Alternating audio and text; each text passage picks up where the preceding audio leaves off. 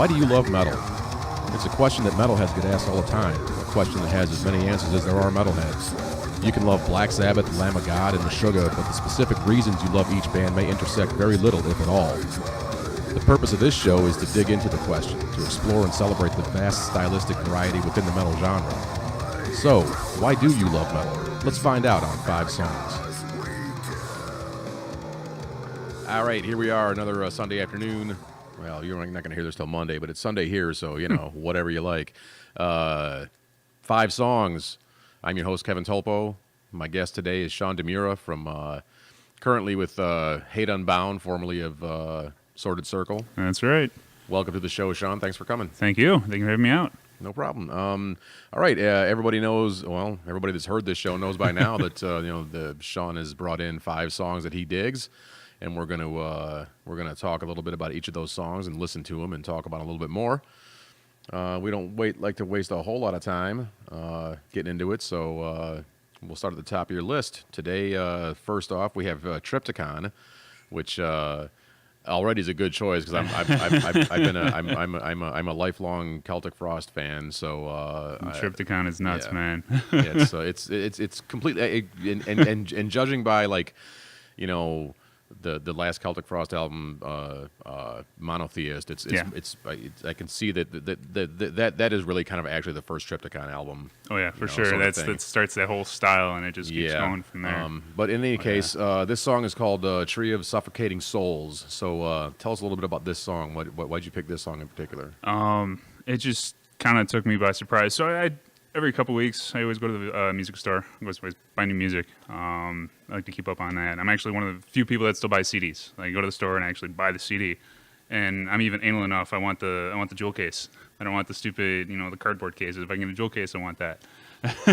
Right? So, I go online and, there's a metal blog called Angry Metal Guy. I don't know if you've ever heard of him. I have. They do a lot of really good reviews and stuff, and Triptykon just popped up on there one day, and I'm like, that's a cool name. I hadn't heard of him before, and so I went out and bought the record or whatever, and I'm like popping this song, and I'm like, wow, like I'd never heard anything like this before. For me, I had heard of Celtic Frost, but I never really checked them out. I didn't know anything about them. I didn't know anything about Triptykon. Really, at this stage of the game, really? Yeah, and that's this is a couple years ago now, but still, hey, the fuck, man. Only 28, give me some slack here. No. Anyway, fine. Be that way. Anyway, I just popped in this song, and I'm just listening to it, and I'm like, at the time, I was listening to probably mostly thrash metal at the time, and I just popped this thing, and I'm like, wow, this is different. Definitely not thrash. This is some very ponderous, very. Oh yeah. It's very thick stuff, man. It's like this mid-range slow burner stuff, but it just hits you, and you listen to it and the atmosphere around it, and then you just look up the lyrics and shit too, and it's just like, wow, this is. Yeah, I think that's especially the later Celtic Frost with Triptykon. I mean, the one thing that Tom Gabriel Warrior or whatever he's calling himself these days. Tom Warrior, yeah. Yeah, the one thing he's always been really really good at is sort of a. Just like a minimalist approach, because he's really not that good a guitar player, but what he does with what he can do is just something about his delivery that's just there's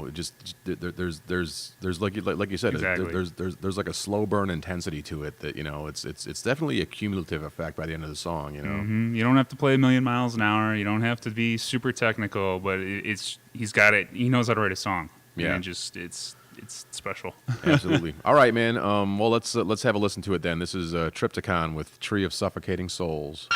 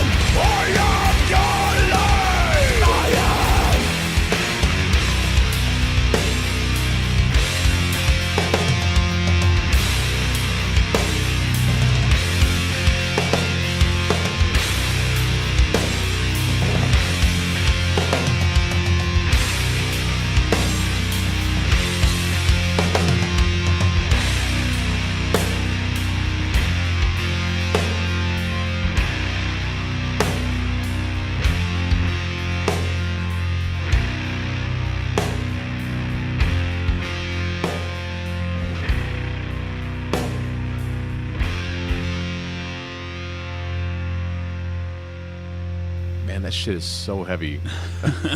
Oh yeah. One of my favorite. You know, when I talk about like my favorite guitar players and stuff, it's usually people like Dimebag Darrell and Tommy Victor from Prong, and Yeah. you know, like just like guys like that. But really, I think Tom Warrior, especially in the early Celtic Frost stuff, like the first song I ever taught myself how to play on guitar was "Circle of the Tyrants." Okay. You know, Yeah.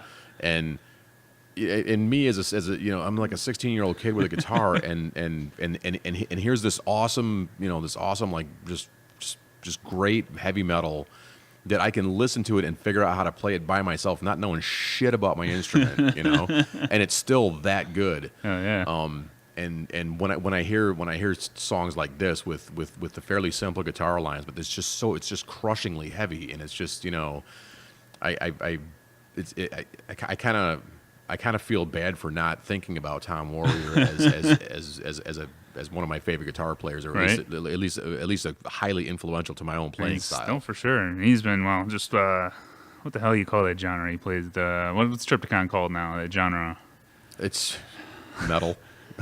It's not doom. It's I don't know what the hell it is. It's cool. Yeah, I guess. And, I don't get all that hung up on Right. subgenres. But yeah, the Celtic Frost, Tom Warrior, he's influenced so many fucking people. Oh, absolutely, It's absolutely. insane. Hell yeah. Cool. That was great. That was a great way to start the show, man. It's that was a really good track. Something different. Yep. All right, man. Next song on your list, Symphony X. Yes. Going much faster, more bit virtuosic different. here. Yeah. Oh, yeah. This one is called Kiss of Fire. What's the deal with this one? Symphony X have been always one of my favorite bands. The prog thing, right? This is a complete 180 from Triptychon, right? So they're proggy, they're technical, a little bit symphonic, definitely virtuoistic. I don't know how to say the word. Virtuosic, yeah.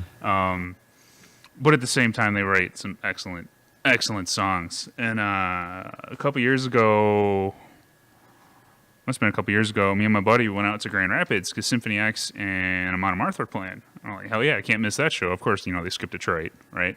So we head out there, and we're watching Symphony X play, and a couple songs into it, I realized that they're starting to play the whole new record that just popped out, you know, came out like 2 months before.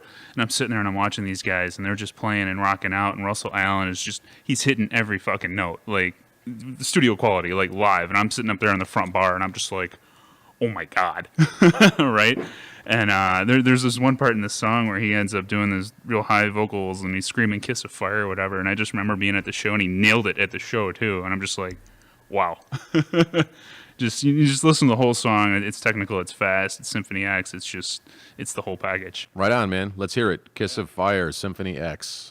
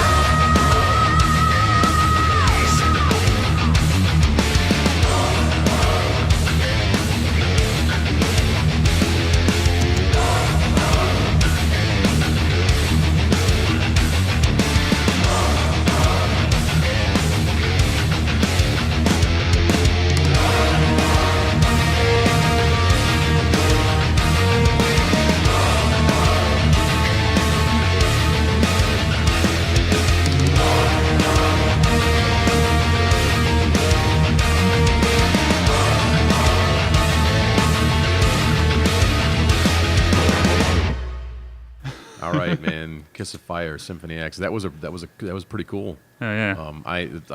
I'm generally hit or miss on the power metal type stuff, but that was good stuff. I liked. It's like when I was saying while it was playing, a lot of times the singer just ruins it for me. Yeah. But I like this guy. Russell Allen delivers, man. Yeah, he had good vocals, and I like the the little blast beat in there a little bit. The guitars, the guitar playing is great. The solo was great. It's Uncle just, Romeo. Yeah, it was a good jam. Their bass player too, I forget his name off the top of my head, but he's actually one of my influences too. You listen to him, he mostly follows guitar, but he's got incredible fingerstyle, speed. He does a couple of solos here and there too, and I think he's a very underrated guy. But yeah, Symphony X, I dig it. Right on, cool.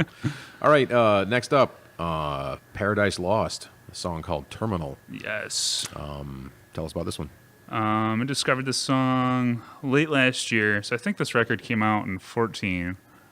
And I kind of overlooked it. I don't know why, but I picked it up one day and I just listened to it, and it took me by surprise, kind of like Triptychon. So it's a slow burner, it's mid-paced, mid-tempo kind of thing.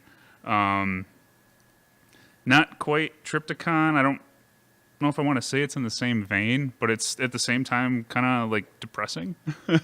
This is just this depressive atmospheric music. You don't have to play crazy fast. And I think I just been through this whole phase mentally. Like, I don't want to listen to this super fast stuff right now. I want to see what else there is, right? But it's all still metal. Right. Well, absolutely. Yeah, let's check it out. All right, Paradise Lost, Terminal.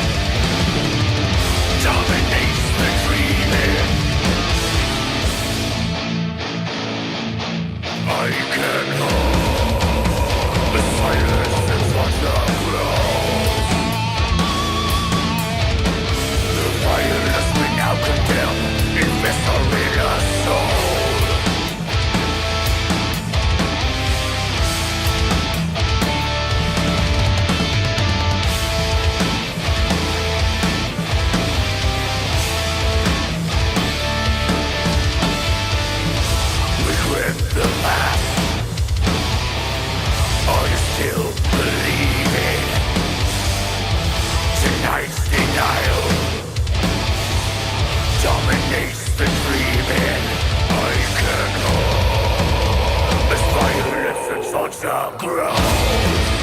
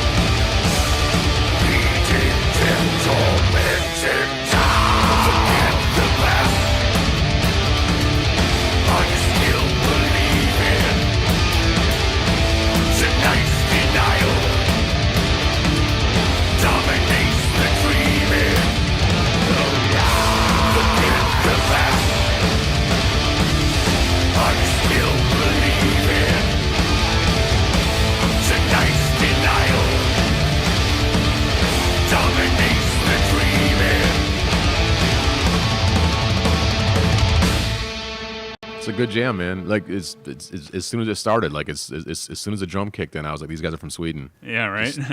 There's something so distinctive about the like you know Swedish metal. Like even though all these Swedish bands are distinctively their own bands, there's something about them where when you hear it, it's like that they're Swedish. You There's know, sonic quality to it. It's Yeah. like, oh, they got to be from there, and if they're not from there, something's not right. right? Yeah. Yeah. That was a good tune, and it kind of it is you know fairly similar to Triptychon in terms of the pace and kind of how it was arranged. This is definitely much more melodic. Yeah, it's not as raw. It's Yeah. a bit more melodic. If you listen to the lyrics are really depressing, but the music is almost uplifting at the same time. So you Yeah. get this really weird vibe to it. That's just Right. Well, I think I think a lot of that has to do, especially with the Scandinavian stuff. I think these guys are really in tune with their environment. That's why like black metal, black metal was just really a really harsh. Harsh high gain, lots of fucking chorus and reverb, and just like really just harsh and cold, just like the winter environment there. And there's I think the Swedish and Norwegian and Finnish metal bands have that sort of that environment that like the influence of their physical environment that just doesn't come across in American metal bands a lot. there's more. I think you are more in tune with nature. I find that fascinating. I find that really interesting. It definitely is interesting to see where your influences in music come from, right? Especially if you look at lyrics. Like I never really used to look at lyrics. I look at them more now. But yeah, even with the music and the lyrics, they all kind of go together. Like American death metal. You know what American death metal is going to be about, right? Pretty much, yeah. You kind of know. Like you look at like Swedish death metal, and you probably have a pretty good idea of where they're going to go with that kind of stuff too. But yeah, definitely some cool stuff. Nice. That was a good track. I'm gonna have to look those guys. I hadn't heard those guys before, so they've been around. Yeah, they've been around for quite some time. So they were big in the '90s. And that's not. I don't know if he's the original singer, Nick Holmes, but actually the guy from Opeth. Actually, I'm talking about the next band, so forget about that. No, Paradise Lost is all original. They did the 90s thing, then they kind of like changed their sound a little bit, and then almost like a Celtic Frost kind of thing, then they fell off the face of the earth, and then they came back a couple years ago with that record. And I wish I had looked it up sooner than I did, but I've probably listened to that record 100 times already. It's just... Well, I will definitely have to look into it myself. I like that stuff a lot. All right, next up, Bloodbath. Yes, great death metal band making another appearance. I think Rick Rage had a Bloodbath song. So and I was actually just I was jamming some Bloodbath yesterday. Nice. So actually, the singer that was on the last Paradise Track record is the singer on this song too. Okay, cool. Nick Holmes. All right. So this song is called "Let the Stillborn Come to Me." Yes. So. It's black. It's black and death. It's about what do you think it is? Let's do it. All right, man. Let the Stillborn Come to Me by Bloodbath.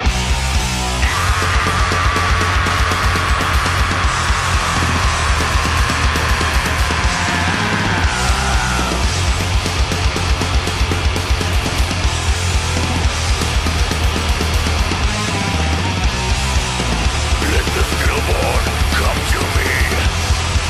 Its soul shall melt into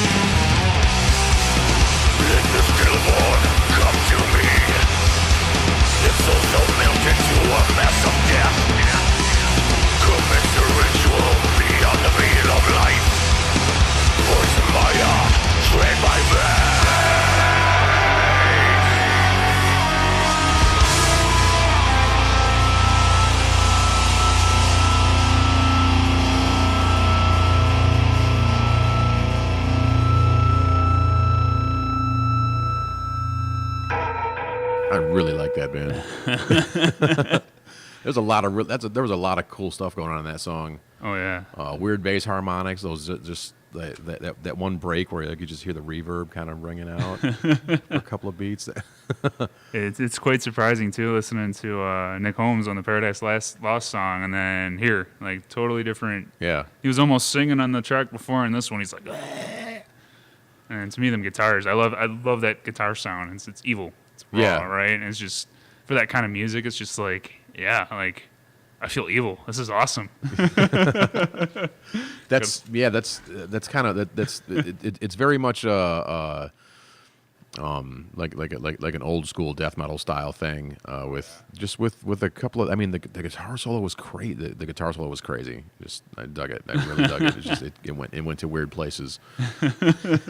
Weird places. Well, you know, it's for sure. What else can I say about that? It's God, what a good track. I gotta listen to more of those guys now. All right. Yeah. All right. Well, that'll bring us to your last song on the list today. Yep. This song is this is a band called Cattle Decapitation. They are from are they the Canadian guys or No, like Kansas or some shit. Way off. I was. Yeah, this is one of those bands where you listen to them and you're like, they're from there. I've heard them before. Well, I've heard them before, so you know I know that they are rather crazy. The song you picked is called Plague Born. Yes. So tell us what you like about this particular song. So I came across Cattle Decapitation, I don't know, 4 or 5 years ago. Must have been 4 years ago because I think it was Monolith in Humanity came out, and I downloaded it, I listened to it, and I'm like, what the hell is this shit? Like, this doesn't make any sense. Like, at the time, I was like, this, I can't comprehend this. Like, it was so extreme to me at the time. Like, I was like, I'm like, no, this is terrible, right? So I kind of shoved them off to the wayside, even though, you know, everyone online's like, oh my God, these guys are amazing. These guys are amazing. They're amazing. So, 4 or 5 years later, this record came out last year, and I heard a track on, I don't know, Metal Sucks or some shit or whatever, and they played it, and I started listening to it, and I'm like, wow. I'm like, my tastes have changed because this is really fast. This is really brutal. This is insane. And I dig it. And it ended up being actually my #1 album from last year. Was this Cattle Decapitation record. And I've yet to see them live. I think they're coming end of September, actually. Can't wait to go see that. And just this record, the sound, to me, the production on this record is amazing.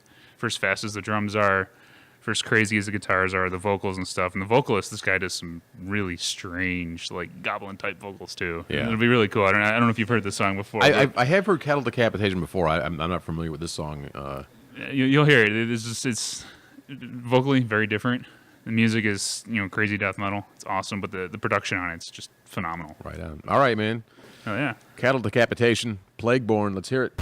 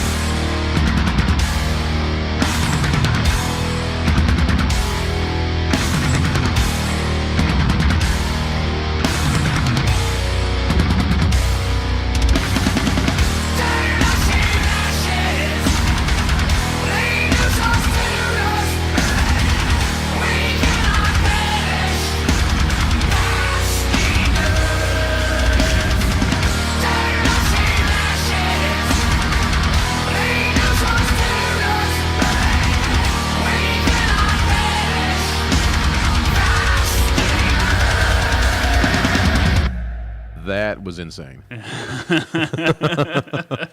Right? Like I said 4 years ago, 5 years ago, if I would have listened to something like that, I would have been like, nope, no, this is terrible. It sucks. Oh yeah, there's so much going on in that stuff. I mean, the drummer's the maniac, utter maniac. He's insane. But the melodic singing vocals, The Gatlin vocals. Yeah, just It's like, where does that come from? Like, how does that fit? But it works. And right. It's just, God, what an amazing song. And then he does these crazy chords with the guitars underneath at the same time. And it's like, it's just such a weird vibe, but it's so cool. Heavy. It's brutal. That was a great tune, man. Hell yeah. Well, cool. That was your fifth song. Damn right. Thanks for coming. This is going to be a good show. I think I like it. Thank you for having me. I had a good time with this one. You picked a lot of really good stuff. Check it out. Yeah, as always, I am your host, Kevin Tulppo. My guest has been Sean Demura of Hate Unbound and formerly Assorted Circle. This has been 5 songs. We're recording this at the Maidstone Theatre in Ypsilanti, and thanks, as always, to John Archer for letting us do this here. Thanks to Gary Willibey for twisting the knobs and making us sound good. Yeah. All right, and to close things out, we have a song from Sean's previous band, Assorted Circle. This song is called Blood. We're going to fire this up as we end the show and check it out, and we'll see you next time. Take it easy. Peace.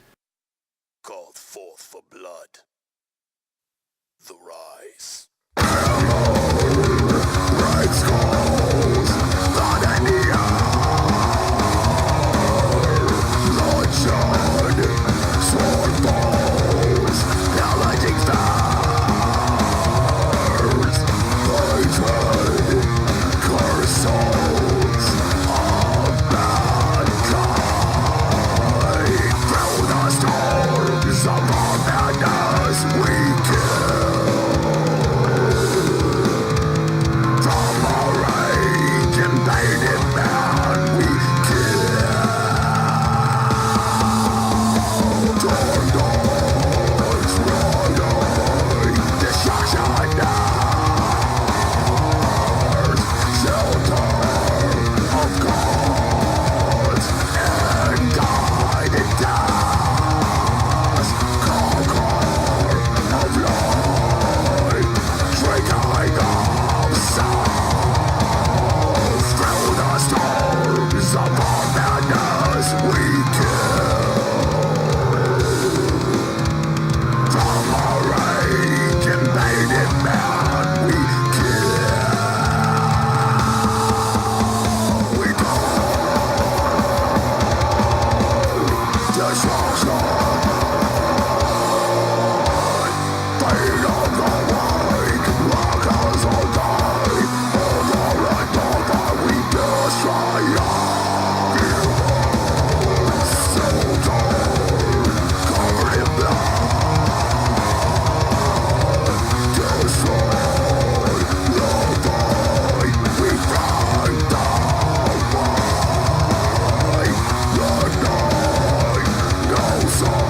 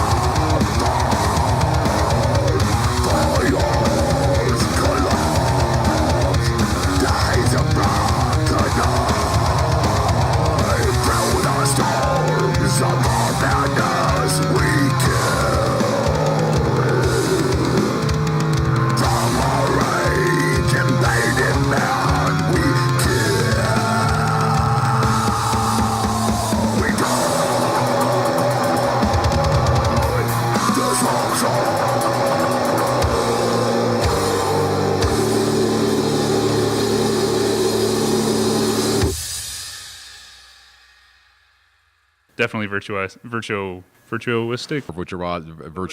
I'm only 28, you know. Virtuosic, yeah. Give me some slack here. No.